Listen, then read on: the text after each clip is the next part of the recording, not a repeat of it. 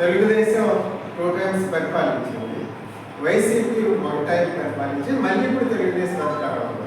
అంటే 4వ ప్రభుత్వం నాయకులు 4 తీసాము, రాలేదు. అందులో చెప్పాడు విషయం ఇదే. నేను కూడా నేను కొంతమంది 2 సార్లు కలిసాను. మంత్రి అయిన 5 రోజులు రామపూర్ వస్తే అక్కడ కలిసాను. మళ్ళీ మన అద్దెంలో కలిసాను. సానుకూలంగానే ఉన్నాడు. మన నాయకులు కూడా కలిసారు. హరిబాబు గారు మాట్లాడుతున్నారు, మీరు చెప్పారు. నాయకులు కూడా కొంతమంది ఆయనతో మాట్లాడుతున్నట్టు తెలుస్తూ ఉంది. ఆయన కూడా సానుకూలంగా ఆయన నేనంటాను అడగండి అమ్మైనా పైగా సానుకూలంగా ఆయన ఉండొచ్చు. నిర్ణయం ఆయన చేయలేదు, సీఎం చేయాలి. ఇవి మనం ఇలా చేయడం వల్ల తనకి సపోర్ట్ కావాలి, మంత్రికి సపోర్ట్ కావాలి. అందుకని మన పని మనం ఎప్పుడు చేస్తూనే ఉండాలి.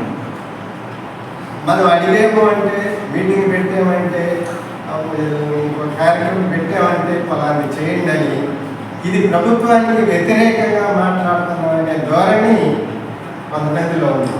అది కాదు. అందుకని మనం ఇప్పుడు మనకి మంత్రి మీద నాకు కూడా సదాభిప్రాయం ఉంది. మీరు పార్టీలో ఉన్నా మేము వేరే పార్టీ అయినా మాకు సానుకూలమైన అభిప్రాయం ఉంది.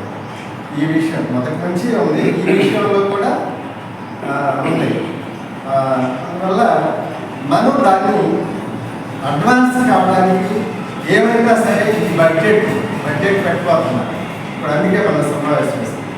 ఈ బడ్జెట్లో నిధులు కేటాయించి పూర్తి చేయండి అని మనం డిమాండ్ చేస్తున్నాం.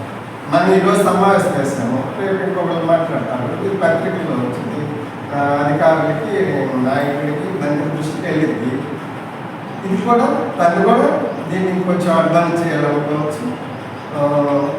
సపోర్ట్ కూడా ఇదిగా ప్రజలు అడుగుతున్నారు, మండలంలో రైతులు అని మాట్లాడటానికి కూడా అవకాశం ఉంది. అందుకని ఏమైనా మనం ఇప్పుడు మళ్ళీ అవసరం ఇంకోసారి అయినా ఏదో ఒక పద్ధతిలో దీన్ని ఎక్స్పోజ్ చేయాలి. తర్వాత మళ్ళీ కూడా ఇప్పుడు 2 సార్లు కలిసినా సరే దీంట్లో కలవాలి. ఈసారి మనందరం కలిసి తాడేపల్లి వెళ్ళి మాట్లాడాలి. వీళ్ళైతే బడ్జెట్ పెట్టబోయే లోపలే తాడేపల్లి వెళ్ళి అక్కడ కలిసి మాట్లాడాల్సిన అవసరం. అయితే ఎందుకు మనం ఇంత